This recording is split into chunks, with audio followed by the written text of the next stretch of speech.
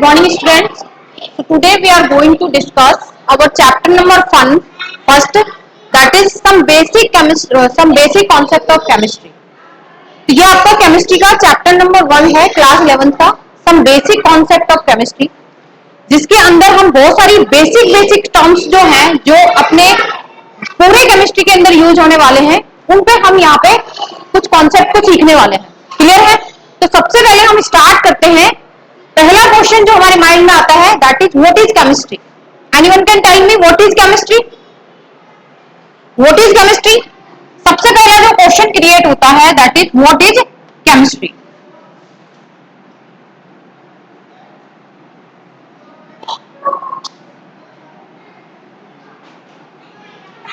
What is chemistry?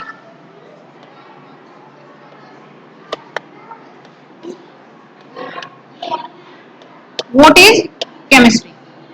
क्या होती है बेटा chemistry? Chemistry is that branch of science which deals with the study of matter and its composition, structure and properties. किसी भी matter के composition, structure and property की study करना is called chemistry. कोई मैटर होगा, मैटर के अगर आप स्ट्रक्चर को जानना चाहते हो, उसके कॉम्पोजिशंस को जानना चाहते हो एंड उसकी प्रॉपर्टीज. प्रॉपर्टीज में क्या क्या देखेंगे हम? Physical and chemical properties. Both properties की अगर अपन को डिस्कस करना है तो उसके लिए हमें किस ब्रांच की हेल्प लेनी पड़ती है? केमिस्ट्री की. तो chemistry is that branch of science which deals with the study of composition, structure and properties of the matter. Clear है क्या ये बात? तो ऐसी ब्रांच होती है अपनी केमिस्ट्री. नाउ हम यहां से स्टार्ट करते हैं. हमारी डेफिनेशन के अंदर एक वर्ड आया है, कौन सा? मैटर. तो केमिस्ट्री की डेफिनेशन क्या बनेगी बेटा? केमिस्ट्री की डेफिनेशन बनेगी आपकी, it is the branch of science which deals with the study of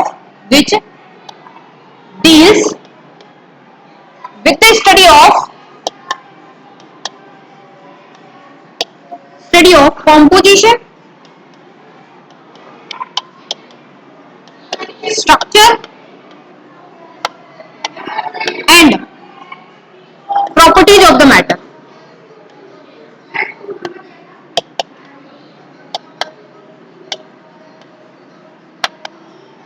properties of the matter. तो किसी भी मैटर के प्रॉपर्टीज को स्टडी करना, प्रॉपर्टीज, कॉम्पोजिशन एंड स्ट्रक्चर की स्टडी करना कौन सी ब्रांच के थ्रू करते हैं? केमिस्ट्री के थ्रू. तो केमिस्ट्री एक वो ब्रांच है जो कॉम्पोजिशन बताएगा, स्ट्रक्चर बताएगा एंड प्रॉपर्टीज बताएगा किसी भी मैटर की. समझ में आया? नेक्स्ट अगर हम बात करें, यहां पे एक वर्ड आया बेटा, मैटर. क्या आया है? मैटर. देन हमारा जो अगला क्वेश्चन है, that is what is matter. Matter क्या होता है? तो मैटर क्या होता है बेटा? Matter is anything which occupy some space and having some mass. जिसका कुछ वॉल्यूम होगा, जिसके पास कुछ मास होगा, that all things are matter. समझ में आया? Anything, everything. मैटर कुछ भी हो सकता है. जैसे पेन है, पेन के पास कुछ वॉल्यूम है, इसका कुछ मास है, तो ये क्या है मेरे लिए? मैटर. जैसे आपकी बात करूं तो आपका कुछ वॉल्यूम है, आपका कुछ मास है, तो आपके हो गए मैटर. तो matter is everything which occupy some space and having some mass is called matter. Now इस मैटर को हम क्लासिफाई करेंगे और क्लासिफाई वे में इस मैटर को स्टडी करने की कोशिश करेंगे. तो हमारे यहाँ पे जो मैटर को क्लासिफाई किया गया है, वो किया गया है आपके कितने पार्ट्स के अंदर? 2 पार्ट्स के अंदर मैटर को क्लासिफाई किया गया. मैटर को हम 2 पार्ट में क्लासिफाई करके स्टडी करते हैं. फर्स्ट करते हैं on the basis of physical state. इसको बोलेंगे physical classification. And second classification is on the basis of chemical. इसको बोलोगे chemical classification.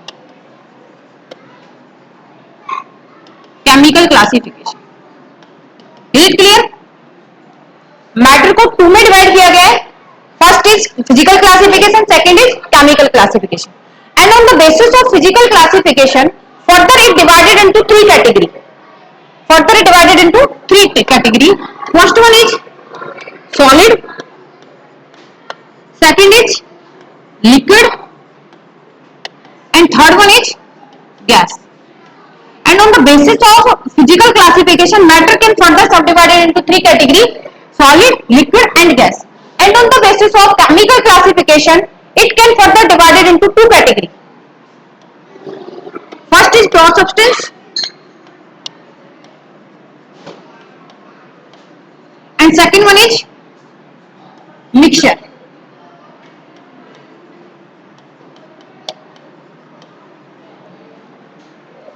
And then pure substance is further divided into two categories: element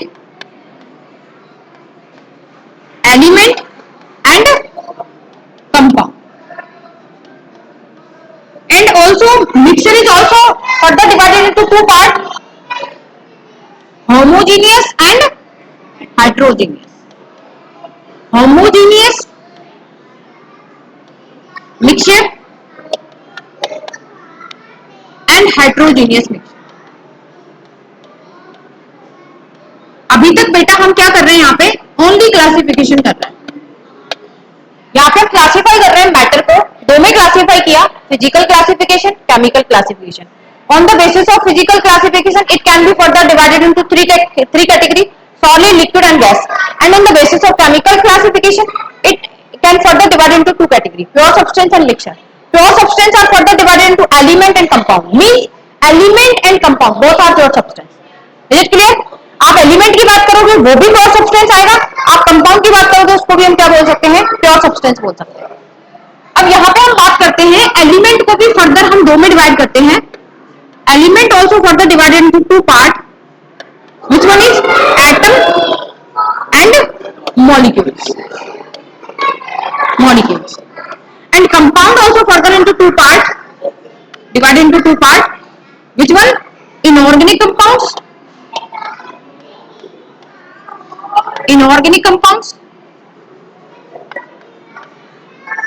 and organic compounds.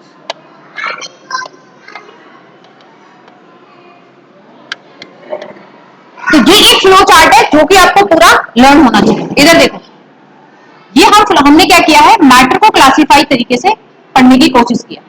Matter को classify किया, ये table आपको एकदम clear होनी चाहिए. Matter को दो में क्लासिफाई किया, दो को हमने इसको तीन में क्लासिफाई किया. अब यहाँ पे हमें जो जानने की जो चीजें हैं, दैट इज, मैं आपको बताऊं इंपॉर्टेंट जो चीज है हमें जो जाननी है, that is what is atom, what is molecule, what is compound, what is homogeneous mixture, heterogeneous mixture, what is difference between hetero and homogeneous, what is inorganic compounds, what is organic compounds. ये हमें chemistry के अंदर पढ़ना है. Because solid, liquid and gas, ये आपने class 9th के अंदर पढ़ा हुआ है कि किसी भी मैटर को हम तीन में डिवाइड कर सकते हैं: solid, liquid and gas. Solid कब बनेगा, जब मैटर के जो पार्टिकल्स है उनके बीच का अट्रैक्शन का फोर्स मैक्सिमम होगा तो सॉलिड फॉर्म में एग्जिस्ट करेगा. अगर अट्रैक्शन का फोर्स मॉडरेट होगा तो लिक्विड फॉर्म में एग्जिस्ट करेगा. और अगर अट्रैक्शन का फोर्स क्या होगा, नेगलेट होगा, मतलब बहुत ही मिनिमम होगा, तो हम उसको किस फॉर्म में एग्जिस्ट कराते हैं, गैस के फॉर्म में. यहाँ पे केमिकल क्लासिफिकेशन हमारे लिए इंपॉर्टेंट है. केमिकल के बेस पे प्योर सब्सटेंस जो होता है उसको फर्दर हमने दो में डिवाइड किया हुआ है. पहला है एलिमेंट, सेकंड है कंपाउंड. एलिमेंट बेटा क्या होते हैं, ध्यान रखना, एटम भी एलिमेंट होता है और मॉलिक्यूल भी एलिमेंट होता है और कंपाउंड्स भी एलिमेंट होते हैं. Is it clear to all? Element हम एलिमेंट एटम्स को भी बोल सकते हैं, मॉलिक्यूल्स को भी बोल सकते हैं एंड कंपाउंड्स को भी बोल सकते हैं. क्लियर है क्या ये बात? ठीक है मैम. एटम्स और मॉलिक्यूल क्या होते हैं? एटम्स क्या होते हैं बेटा, एटम्स जो होते हैं इसमें वन काइंड ऑफ पार्टिकल्स होते हैं. क्या होता है एटम्स के अंदर, only one kind of particles अगर है तो उसको एटम्स बोल दोगे.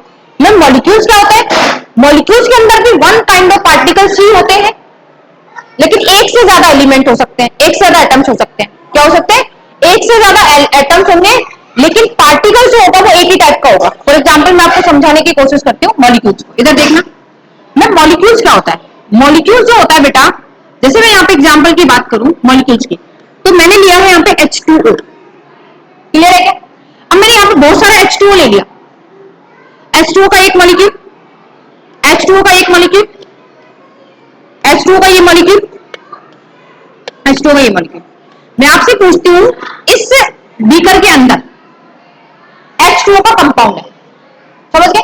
H2O के कंपाउंड के अंदर सेम काइंड ऑफ पार्टिकल्स है. सेम काइंड ऑफ पार्टिकल्स का मतलब H2O, H2O, H2O, H2O. इसके अलावा कुछ है? ऐसे समझ लो कि H2O की बॉल्स पड़ी है. H2O की क्या पड़ी है? बॉल्स पड़ी है. तो मुझे बताओ उसमें सारी की सारी H2O की बॉल्स है क्या? यस. तो सेम काइंड ऑफ पार्टिकल्स हो गए क्या? यस. तो सेम काइंड ऑफ पार्टिकल्स होते हैं लेकिन उस पार्टिकल के अंदर नंबर ऑफ एटम डिफरेंट हो सकते हैं, उसको क्या बोलते हैं? मॉलिक्यूल। एटम किसको बोलते हैं मैम? मैंने एक बीकर लिया, उसके अंदर मैंने sodium sodium sodium sodium sodium sodium के क्या डाल दिए? एटम्स डाल दिए। तो सोडियम का क्या मिलकर रेडी हो गया? ये एलिमेंट। क्या मिल गया मुझे? एलिमेंट। ये एलिमेंट ऑफ सोडियम है जिसके अंदर सेम काइंड ऑफ पार्टिकल्स है, that is sodium. Is it clear? Means atoms क्या होता है? एलिमेंट का पार्ट होता है एटम, और एलिमेंट का ही पार्ट होता है मॉलिक्यूल। डिफरेंस क्या दोनों में? मैम दोनों के अंदर सेम काइंड ऑफ पार्टिकल्स होते हैं, लेकिन मॉलिक्यूल्स के अंदर एक से ज्यादा एटम हो सकते हैं। सेम एटम भी मॉलिक्यूल्स बना सकता है एक से ज्यादा। फॉर एग्जांपल, जैसे एग्जांपल से समझाती हूँ। मॉलिक्यूल क्या होता है बेटा? जैसे H2 इज अ मॉलिक्यूल, जैसे O2 इज अ मॉलिक्यूल, जैसे S8 इज अ मॉलिक्यूल। है क्या एक्चुअल में? S के एक से ज्यादा एटम्स हैं, एक से ज्यादा एटम्स है S के, 8 S ने मिलकर एक मॉलिक्यूल बना दिया। तो ये क्या है? ये हुआ आपका मॉलिक्यूल। एटम क्या होता है? मतलब सिंगल एलिमेंट, जैसे हाइड्रोजन इज एटम, जैसे सोडियम इज एटम। बात समझ में आ रही है क्या? एटम एक single form of atom, atom होता है एक सिंगल एटम, मतलब एलिमेंट का एक सिंगल पार्ट जो कि एटम। और कंपाउंड को या मॉलिक्यूल्स को भी हम क्या बोलते हैं? एलिमेंट ही बोलते हैं, लेकिन मॉलिक्यूल के अंदर एक से ज्यादा एटम्स होते हैं, दोनों ही प्योर फॉर्म होते हैं, दोनों के अंदर सेम काइंड ऑफ पार्टिकल्स होते हैं। Is it clear? ठीक है मैम, थोड़ा सा ये बता दो कि होमोजीनियस एंड हेटेरोजीनियस मिक्सचर्स क्या होते हैं। तो होमोजीनियस मिक्सचर किसको बोलते हैं एंड हेटेरोजीनियस मिक्सचर किसको बोलते हैं? Homogeneous mixture is that mixture which contain same kind of solute, means we can say uniform, the concentration of solute is uniform। कहने का मतलब मैम, इधर देखते हैं, इधर समझने की कोशिश करते हैं homogeneous and heterogeneous.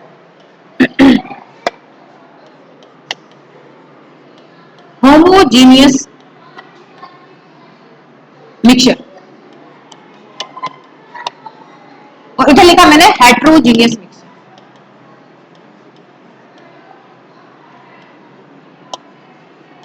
Ma'am difference क्या है और इंडिविजुअल भी आप एक बार इनको एक्सप्लेन कर दो। इधर देखना बेटा ध्यान से, मैं यहाँ पे दो सॉल्यूशन कंसीडर कर रही हूँ। एक सॉल्यूशन जो मैंने लिया है वो ये है आपके सामने,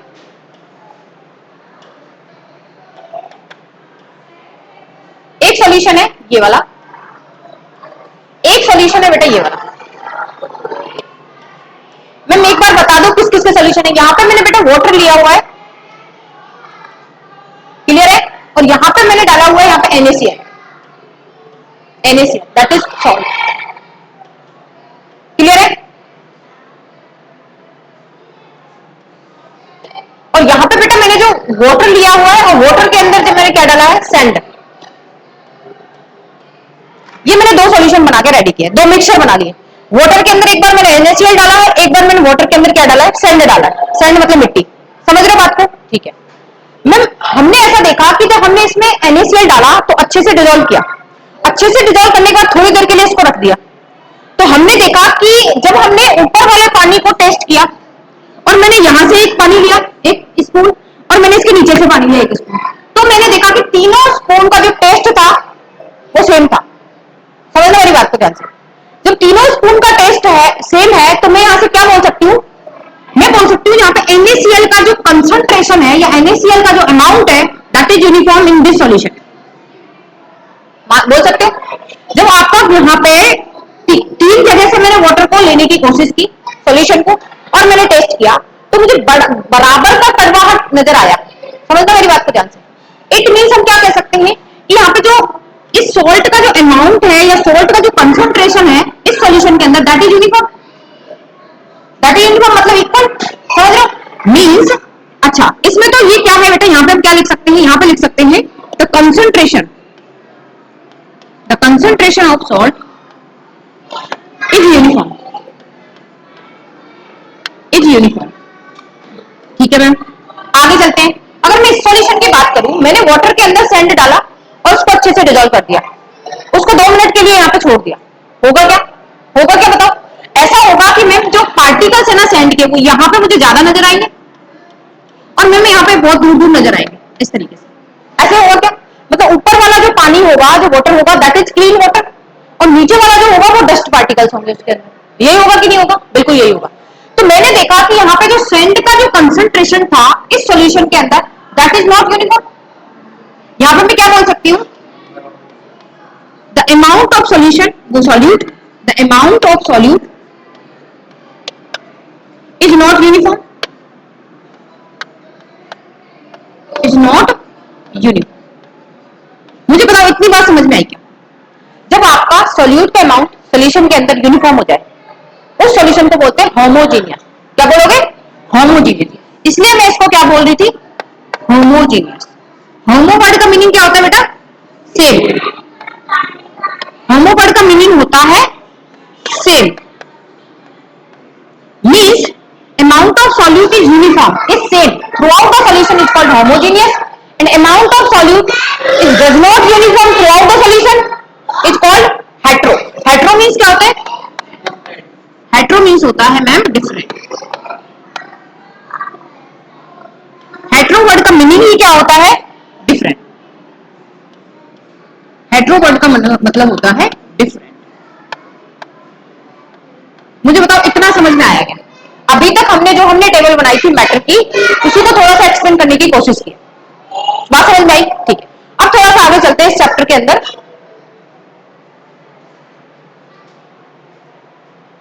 जो अपना नेक्स्ट टॉपिक है दैट इज मोल कॉन्सेप्ट। कौन सा टॉपिक है? Mole concept. मोल कॉन्सेप्ट बेटा हमारे लिए बहुत ज्यादा इंपॉर्टेंट हो जाता है अपनी पूरी केमिस्ट्री के लिए। हर एक चैप्टर के अंदर फिजिकल केमिस्ट्री की अगर मैं बात करूं तो वहां पे आपका मोल का पूरा कॉन्सेप्ट यूज होता है। इसीलिए हमें मोल कॉन्सेप्ट को बहुत अच्छे से समझना है और सीखना है और क्वेश्चंस को प्रैक्टिस करना है। बात समझ में आ रही है? अरे समझ में आ रही है बात? ठीक है। हम अब मोल कॉन्सेप्ट को समझने की कोशिश करते हैं। मैम एक बार हमें ये बता दीजिए कि मोल क्या होता है। आप मोल कॉन्सेप्ट की बात करो तो ये तो समझाओ कि मोल क्या होता है। तो अब यहाँ पे स्टार्ट करने जा रहे हैं, समझने की कोशिश करना। What is mole? मैं यहाँ पे एक वर्ड लिख रही हूं आपके सामने, मोल। मैं आपसे पूछती हूँ व्हाट इज मोल। बात तो हम इसकी कर लेंगे, क्वेश्चंस भी कर लेंगे, लेकिन हमें ये तो मालूम होना चाहिए कि व्हाट इज मोल। तो समझने की कोशिश करना। जैसे मैं आपसे बोलूं कि एक दर्जन, एक दर्जन, what is mean by one दर्जन? 12। वन दर्जन से मुझे एक ही बात समझ में आती है, that is a number. Which number? 12 number. Means मैं कुछ भी आपसे बात करूंगी, अगर मैं दर्जन में बात करूंगी तो आपके माइंड में एक चीज आ जाएगी, मैम 12 कोई चीजें हैं। आप किसी भी चीज की बात कर लो, लेकिन वो चीज अगर मैं उनकी काउंटिंग करूंगा तो कितनी आएगी? 12। जैसे वन दर्जन का मतलब कितना होता है? 12। वैसे ही सेम वन मोल का मतलब होता है कितना? 6.022 into 10⁻23। It is a number. इस नंबर का नाम होता है Na, एवोगाद्रो नंबर। क्या बोलते हैं इसको? Avogadro number. बात समझ में आ रही है? अब बात को समझने की कोशिश करो। वन वन दर्जन मीन्स 12। एनीथिंग, एनीथिंग, एनीथिंग का मतलब वन दर्जन बनाना हो सकता है, वन दर्जन एप्पल हो सकता है, वन दर्जन ऑरेंज हो सकता है। मतलब एनीथिंग, मुझे उससे मतलब नहीं है, लेकिन होगा कितना? वो 12। ऐसे ही अगर मैं बात करूं तो वन मोल का मतलब एनीथिंग, लेकिन उस एनीथिंग का नंबर कितना होगा? 6.022 इंटू 10⁻23। बात समझ में आ रही है क्या? मुझे बताओ बात समझ में आ रही है? बिल्कुल आ रही है। तो जैसे वन दर्जन का मतलब 12 होता है, वैसे ही वन मोल का मतलब कितना होता है मैम? This number. और इस नंबर को हम किससे बताते हैं? एवोगाद्रो नंबर के नाम से जानते हैं। समझ गए क्या बात को? ठीक है।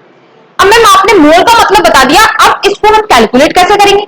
कि मैम आपने बोला कि वन मोल H2O लाइए, तो how many H2O molecule in one mole of H2O?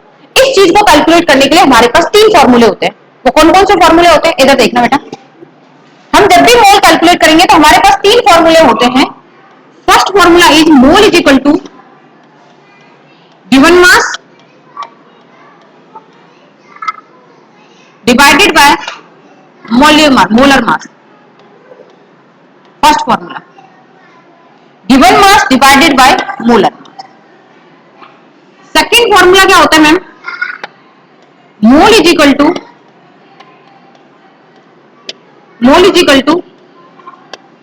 Given volume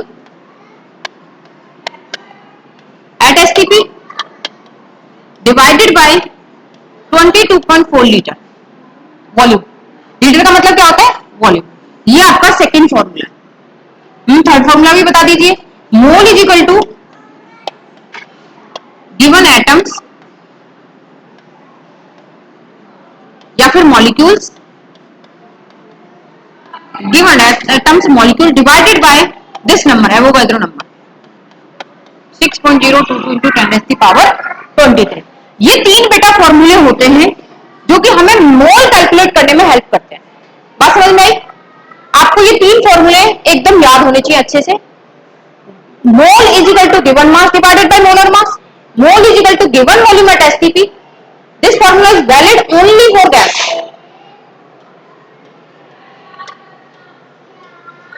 only for gas. Mole is equal to given atoms या molecule divided by 6.022 into 10⁻23. That is Avogadro number. Clear है ये बात? ठीक है ma'am, ये तीन फॉर्मूले होते हैं। अगर आपको मास गिवन है तो आप ये फॉर्मूला अप्लाई कर देना, अगर आपको वॉल्यूम गिवन है तो आप ये वाला फॉर्मूला लगा देना, अगर मैम आपको नंबर ऑफ एटम्स या फिर मॉलिक्यूल्स गिवन है तो आप ये वाला फॉर्मूला अप्लाई कर देना। एक काम करते हैं मैम, एक दो क्वेश्चंस करा दीजिए इसमें। चलो देखते हैं ये इस फॉर्मूले को अप्लाई कैसे करना। इधर देखना सभी ध्यान से, हम यहाँ पे मोल से रिलेटेड एक दो क्वेश्चंस करने जा रहे हैं जिसको आपको ये फॉर्मूले अप्लाई करने आ जाए। तो मोल के हम क्वेश्चंस करते हैं। पहला क्वेश्चन है आपका,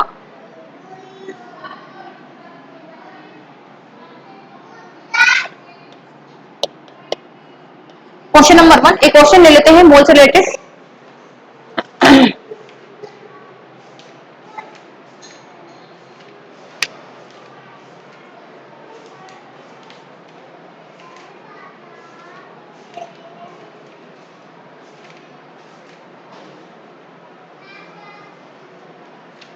अच्छा, इससे पहले एक चीज समझते पहले, है ना, एक चीज और समझते हैं, फिर उसके बाद हम क्वेश्चंस करेंगे। मुझे एक चीज और समझानी है आपको। इधर देखना बेटा, one mole is equal to क्या क्या होता है। अगर आप ये बात और समझ लेंगे तो फिर आपको क्वेश्चन इजी हो जाएंगे, है ना। तो one mole is equal to क्या होता है? अगर मैं वन मोल एटम की बात करूं, one mole of an atom, अगर मैं आपसे पूछूंगी कि मेरे पास एक मोल एटम्स है, इसका मतलब क्या होता है? इसका मतलब बेटा दो चीजें होती हैं। क्या क्या? One mole of an atom का मतलब दो चीजें होती हैं। कौन कौन सी?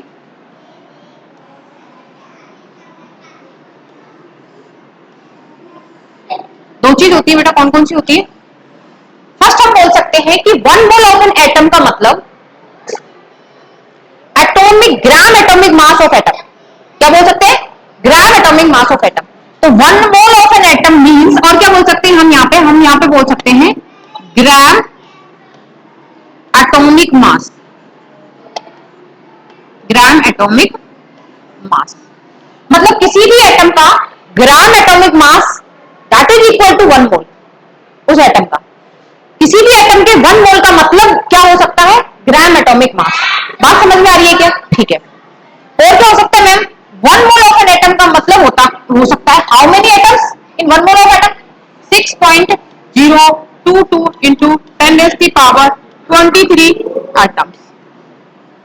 ये दो बात आपको समझनी है कि किसी भी एटम की जब हम बात करेंगे और मैं आपसे बोलूंगी कि वो एटम मेरे पास वन मोल है, मैं पूछूंगी in one mole of atom how many atoms? 6.022 into 10⁻23 atoms. And in one mole of an atom how many gram of atom? That is gram atomic मास। मैं एग्जांपल से समझाने की कोशिश करती हूँ कि यहां पर अगर मैं ऑक्सीजन की बात करती हूँ, मैं एक एग्जांपल ले रही हूँ यहाँ पे ऑक्सीजन। मैं आपसे बोलती हूँ मेरे पास one mole of oxygen atom है, one mole of oxygen atom है। इट मींस इसको हम दो चीजों से और रिप्रेजेंट कर सकते हैं। क्या क्या हो सकते हैं वो? One mole of oxygen atom का मतलब होता है कितना मास? ऑक्सीजन का मास नंबर कितना होता है? ग्राम एटॉमिक मास 16 ग्राम। या तो आप 16 ग्राम बोल दो या वन मोल बोल दो, this both are same thing. बात समझने की कोशिश करना, 16 ग्राम और one mole of oxygen atom एक ही बात है। वहां पे हम मास में दिखा रहे हैं, मतलब ग्राम में बता रहे हैं, वहां पे हम मोल में बता रहे हैं। बस इतना सा डिफरेंस है कि जब मोल की बात करेंगे तो 16 ग्राम का मतलब वन मोल, जब मास की बात करेंगे तो एक मोल का मतलब 16 ग्राम। बात दोनों सेम है? बात दोनों सेम है क्या? One mole of oxygen atom means 16 gram of oxygen. बात को समझने की कोशिश करना बेटा, ये बात समझ में आ गई तो आगे के क्वेश्चंस बड़े इजी हो जाते हैं हमारे लिए, अदरवाइज हम यही बेसिक्स में फंसे रह जाते हैं, हमसे क्वेश्चंस नहीं होते अच्छे वाले। इधर देखना, और क्या मतलब है ma'am, 1 mole of oxygen atom, how many oxygen atom, 6.022 into 10 raised to power 23 atoms of oxygen. ये दो बात आपको याद है, 1 मोल किसी भी एटम का इक्वल होता है ग्राम atomic mass of that atom, and 1 mole equal होता है 6.022 into 10 raised to power 23 atoms of जिसकी भी बात करते हैं। बात समझ में आ रही है, ये दो चीजें समझ में आई, आगे चलते हैं। एक और अगर मॉलिक्यूल की और बात करें तो देखो 1 मोल ऑफ एन एटम के मतलब दो बात है। मैंने यहां से एग्जांपल में समझाने की कोशिश की है कि अगर मैं आपसे बोलूं 1 मोल of oxygen atom, that means 16 gram of oxygen, and 1 mole of oxygen atom, how many atoms of oxygen, 6.022 into 10 raised to power 23 atoms of oxygen. ये दो बात समझ में आई, आगे चलते हैं। मैम अगर मैं मॉलिक्यूल्स की बात करूं तो इधर देखना ध्यान से बेटा, मैम अगर हम यहाँ पे मॉलिक्यूल्स की बात करें तो 1 mole of molecules, 1 mole of molecules, 1 mole of molecules means, तीन बात आप याद रखोगे, 1 mole of molecules means gram molecular mass, क्या होता है बेटा, gram molecular mass. Second thing क्या होती है, how many molecules in 1 mole of one molecule, 6.022 into 10 raised to power 23 molecules। And एक बात और जो याद रखनी है, that is 1 mole of any molecule occupy 22.4 litre volume at ST. जिसको ये तीन चीजें आती हैं उसके लिए मोल कॉन्सेप्ट बहुत इजी हो जाएगा, अदरवाइज तो फॉर्मूले में फंसे रहना, आपसे अच्छे वाले क्वेश्चन नहीं बनने वाले, जो फॉर्मूला बेस्ड क्वेश्चन है वो आप कर लोगे। ध्यान से देख लेना इस बात को, तो इन चीजों को आपको याद रखना है, इन चीजों को आपको अच्छे से याद रखना है। बात समझ में आ रही है क्या, कि जब मैं 1 मोल मॉलिक्यूल की बात करूंगी और मैं पूछूंगी कि इन 1 mole of molecule how many molecules, 6.022 into 10 raised to power 23 molecules. In 1 mole of molecule का मास बताइए, तो आप बोलो ग्राम मोलिकुलर मास जो है वही उसका 1 मोल का मास है। 1 mole of molecule how many volume occupy, how much volume occupy, 22.4 litre. बात समझ में आई तीनों, ये आपके लिए बहुत इंपॉर्टेंट है। इसके अलावा मुझे एक चीज और बतानी है, उसके बाद हम मोल से क्वेश्चन कर सकते हैं। आज हम पढ़ रहे हैं, कल हम इसके क्वेश्चंस करेंगे, समझ में आई, कल मैं आपके लिए यहाँ से क्वेश्चंस लेके आऊंगी, आज इसको थोड़ा सा सीखते हैं। अब इसके बाद हम एक चीज और सीखेंगे मोल में, उसके बाद जो चाहे आप क्वेश्चंस कर लेना, आप ऐसे क्वेश्चंस कर लो, समझ रहे बात को। तो एक चीज और मुझे बतानी है, दैट इज वाई मैप। क्या बताना है, वाई मैप। वाई मैप बहुत इंपॉर्टेंट है हमें कन्वर्जन के लिए, कि मोल से मैं मास दे रखा है, मॉलिक्यूल्स पूछा है, तो मैं बिना वाई मैप पे नहीं जा सकता। एक वाई मैप और है जो समझने वाली बात है, उसके बाद आप यहां पे कर सकते हो। देखो वाई मैप को समझने की कोशिश करते हैं, देन हम वहां पे क्वेश्चंस करेंगे। तो मैं एक बार वाई मैप भी समझा दो, ये क्या है, इधर देखो, बहुत इंपॉर्टेंट चीज है बेटा वाई मैप। इसका नाम ही वाई मैप है, तो ये कुछ वाई जैसा दिखता होगा क्लियरली। देखो वाई मैप का मतलब होता है, यहां पे बेटा मैं मोल्स की बात करूं, बिकॉज मेरे लिए मोल्स बहुत इंपॉर्टेंट है, मुझे जहां भी जाना पड़ेगा मुझे मोल्स की नीड होगी। क्लियर है क्या, ठीक है मैम। अब मोल से मैम अगर मुझे मास पे जाना है, मोल से कहां जाना है, मास पे। मोल से कहां जाना है मैम, कहीं भी जाना हो। मोल से कहां जाना है मैम, कहीं भी जाना हो, लेकिन जाएंगे कहां से, मोल से, ठीक है। अब हम बात कर लेते हैं यहाँ पे मास की। अगर मैं मोल से मुझे मास पे जाना है, अगर मोल से मुझे कहां जाना है मैम, मास पे जाना है, तो मैम क्या करना पड़ेगा, इधर देखो क्या करना पड़ेगा। एक बार मुझे मास पे जाना है, एक बार बेटा मुझे मॉलिक्यूल्स पे जाना है,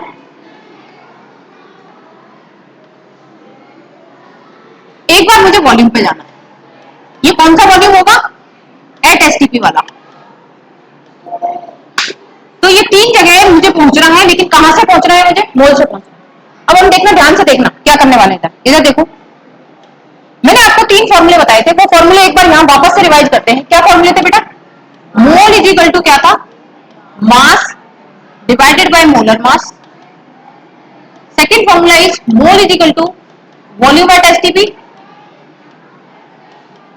divided by 22.4 liter. Moles is equal to atoms, molecules divided by 6.022 into 10 raised to power. ये हमने लिख लिया। अब इन तीन फॉर्मूले से ही मैं ये वाई मैप बनाने की कोशिश करती हूँ। इधर देखना ध्यान से, मैं यहाँ पे तीन फॉर्मूले से वाई मैप बनाने की कोशिश करती हूँ। ये देखो, ये देखो, ठीक है। अब वाई मैप को बनाएंगे कैसे, इधर देखो मैम, अगर मुझे मोल से मास पे जाना होगा, इधर देखो, अगर मैम मुझे मोल से मास तक जाना होगा तो मुझे मोलर मास से क्या करना पड़ेगा मैम, मल्टीप्लाई करना पड़ेगा। तो मैं क्या लिख सकती हूँ, देखो एरो का निशान देखना, एरो मोल से कहां जा रहा है, मास में, तो मल्टीप्लाई किसका करोगे, molar mass. Is it clear to all? Next ma'am मुझे रिवर्स आना हो तो, मतलब मुझे मास से मोल निकालना है, तो मास से मोल निकालने के लिए देखना बेटा, इधर जाओ, मुझे मास से मोल निकालना है तो मुझे डिवाइड किसका करना पड़ेगा, मोलर मास का। तो यहां पे मैं क्या लिखूंगी, divided by MM, molar mass. मुझे बताओ फर्स्ट थिंग समझ में आई क्या? बिल्कुल। नेक्स्ट देखते हैं, अगर मैम मुझे मोल से मॉलिक्यूल तक जाना है, मोल से कहां जाना है, मॉलिक्यूल तक, तो देखना बेटा, अगर मुझे मोल से मॉलिक्यूल तक जाना है तो मुझे इस नंबर से क्या करना पड़ेगा, मल्टीप्लाई। तो अगर मुझे मोल से मॉलिक्यूल जाना है तो मल्टीप्लाई करना पड़ेगा, मल्टीप्लाई करना पड़ेगा 6.022 इंटू 10 रेज़ की पावर 23। समझ में आ रहा है? अगर मैं मुझे रिवर्स जाना हो तो, रिवर्स का मतलब मॉलिक्यूल से मोल, इधर देखो, अगर मुझे मॉलिक्यूल से मोल तक पहुंचना है तो इस नंबर से क्या करना पड़ेगा बेटा, डिवाइड। इधर देखो, अगर मुझे मैम रिवर्स जाना है तो मुझे इस नंबर से क्या करना पड़ेगा, डिवाइड करना पड़ेगा। मुझे बताओ बेटा, ये बात समझ में आ रही है कि तुम्हें? कुछ नहीं करना, आप एक नंबर याद रखो, जब इधर से इधर आ रहे हो तो मल्टीप्लाई और वापस जा रहे हो तो डिवाइड। हम हमेशा ऐसे हो रहा, देखो, तो यहां से आ रहे हो तो इस नंबर से मल्टीप्लाई और जब वापस आ रहे हो तो इससे डिवाइड। याद हो गया? और याद करना बहुत ईजी है, तो आपको ये तीन फॉर्मूले याद है। समझ में आया? इधर देखिए मैम, अगर मुझे मोल से वॉल्यूम तक जाना हो तो देखो, अगर मोल से आपको वॉल्यूम तक जाना है तो इस नंबर से क्या करना पड़ेगा, मल्टीप्लाई। तो multiply by this number 22.4 litre. अच्छा मैम, अगर मैम मुझे रिवर्स आना हो तो डिवाइड बाय दिस नंबर। मुझे बताओ कोई दिक्कत हो रही है क्या? हमने कुछ नहीं किया, हमें तीन फॉर्मूले याद थे, हमने उन तीन फॉर्मूले से एक वाई मैप बनाने की कोशिश की जो कि हमें हेल्प करेगा इंटर कन्वर्जन के लिए। कैसे मैम? आपको गिवन होगा बेटा मास, ध्यान से देखना, आपको गिवन होगा मास, आपसे पूछा जाएगा नंबर ऑफ मॉलिक्यूल्स। मैम एक ही रास्ता है, क्या रास्ता है? अगर मुझे मास गिवन होगा तो मुझे पहले मोल निकालना पड़ेगा और मोल से मैम मुझे मॉलिक्यूल्स निकालने पड़ेंगे। सोचो, ये वाई मैप वही हेल्प करेगा आपकी कि मैं मास दे रखा है, मोल्स निकाल लूंगी, कैसे? मोल और मास से डिवाइड करके। मोल्स आ गया, अब मैं मुझे मॉलिक्यूल्स निकालने हैं, तो जो मोल्स आए उसमें मल्टीप्लाई कर देंगे, इस नंबर का मॉलिक्यूल्स आ जाए। आप कहीं से कहीं जा सकते हो बेटा, कैसे? मैं मुझे मॉलिक्यूल्स दे दिया, तो उन मॉलिक्यूल्स का मास पूछ रहा है मेरे से। मैंने बोला कि 6.022 इंटू 10 रेज़ की पावर 23 मॉलिक्यूल्स है किसके, ऑक्सीजन के, उनका मास क्या होगा? 6.022 इंटू 10 रेज़ की पावर 23 मॉलिक्यूल्स है किसके, ऑक्सीजन के। What is the mass of these molecules? कैसे निकालोगे? अरे भाई मॉलिक्यूल से कितना, 6.022 इंटू 10 रेज़ की पावर 23, तो मुझे मॉलिक्यूल से पहले मोल पर जाना पड़ेगा, तो मुझसे डिवाइड करना पड़ेगा। तो 6.022 इंटू 10 रेज़ की power 23 divided by 6.022 into 10 raise की पावर 23, दैट इज 1 मोल। और 1 मोल ऑक्सीजन एटम का मास कितना होता है मैम? 1 मोल ऑक्सीजन एटम का मास 16 ग्राम। अभी बताया था ना बेटा, देखो 1 मोल ऑक्सीजन एटम का मास, 1 मोल of oxygen atom mass that is 16 gram of oxygen. बात समझ पा रहे हो? लिंक कर पा रहे हो चीजों को? लिंक कर लोगे तो समझ में आ जाएगा इजी। इधर देखो, ये वाई मैप आपके लिए बहुत इंपॉर्टेंट है, आपको हर टाइप के क्वेश्चंस करना सिखाएगा वाई मैप। मास से मॉलिक्यूल, मॉलिक्यूल से मास। अच्छा ठीक है, मैंने बोला कि मेरे पास 3 इंटू 10 रेज़ की पावर 23 मॉलिक्यूल्स है तो उनका वॉल्यूम क्या होगा? 3 इंटू 10⁻23 मॉलिक्यूल्स हैं, तो वॉल्यूम बता दीजिए। तो मॉलिक्यूल्स कितने हैं? 3 इंटू 10⁻23। पहले मुझे मोल जाना पड़ेगा, देन मैं वॉल्यूम तक जा सकती हूँ। तो मैंने क्या किया कि मॉलिक्यूल्स जो गिवन थे उसमें डिवाइड कर दिया, इस नंबर का मोल्स आ गए, और उस मोल्स में मैं क्या करूंगी 22.4 लीटर से मल्टीप्लाई कर दूंगी तो वॉल्यूम आ जाएगी। मुझे बताओ ये वाइंड समझ में आ रहा है क्या? मैं क्वेश्चन कराने जाऊंगी तो क्या आप कर लोगे? क्वेश्चन इजीली समझ में आ जाएगा कि मैं कैसे करती हूँ कन्वर्जन, यहां से यहां, यहां से यहां। एक चीज और मुझे जो बतानी है, जो मुझे इंपॉर्टेंट लगती है इसमें, वो क्या है? इधर देखना। मैम हम मॉलिक्यूल पूछेंगे तो निकाल देंगे, मैम ये भी तो हो सकता है कि एटम्स पूछ ले, ये भी तो हो सकता है कि नंबर ऑफ एटम्स पूछ ले। मैं आपसे पूछती हूँ, इन 32 gram of oxygen how many atoms? In 32 gram of oxygen how many atoms of oxygen? In 32 gram means ma'am आपने मास दे दिया, मीन्स कैसे पहचाना? ग्राम से। मास गिवन था, मोल निकाला, कैसे? मोलर मास से डिवाइड करके। मॉलिक्यूल्स निकाले, इस नंबर से मल्टीप्लाई करके। अब हमें एटम्स निकालने, उसके लिए एक बात आप यहां ध्यान रखोगे जो मुझे इंपॉर्टेंट लगती है, वो क्या है? मॉलिक्यूल्स निकाल लेना, समझ रहे हो? मॉलिक्यूल्स निकाल लेना, उसमें आप मल्टीप्लाई कर देना एटोमिसिटी से। एटोमिसिटी से जैसे ही मल्टीप्लाई करोगे मैम यहां पर नंबर ऑफ एटम्स आ जाए। अब आप में से हो सकता है कुछ स्टूडेंट हो जिनको एटोमिसिटी मालूम नहीं है, और ये बहुत गलत बात हो जाती है कि आपको छोटी छोटी बेसिक सी चीज नहीं पता। ये बायोमैप आपको अच्छे से याद करना है। आज की क्लास हम यही एंड करते हैं। कल से हम इसके, जो मैंने आपको आज समझाया, कल हम इसमें बहुत सारे क्वेश्चंस करने वाले हैं, तो आपको एक आइडिया हो जाएगा कि इस बायोमैप को एक्चुअल में अप्लाई कैसे करना है। क्लियर है सबको? तो कल इसके क्वेश्चंस करेंगे। जिसको भी समझ में नहीं आए इसको दोबारा देख लेना, वीडियो को समझ में आ जाएगा। जो जो बात मैंने इस वीडियो में बताई है, बहुत कहते हैं ना कि एक बात 1 लाख रुपए की, इतनी इंपॉर्टेंट बात है, अच्छे से देख लेना। 1 मोल एटम का मतलब क्या होता है, 1 मोल मॉलिक्यूल्स का मतलब क्या होता है, कितना मास होता है, कितने एटम्स होते हैं, बायोमैप क्या कहता है, मोल्स के क्या फॉर्मूले हैं, तो ये सारी चीजों पे आपको फोकस करना। समझ में आ रही बात? तो कल इसके क्वेश्चंस करेंगे।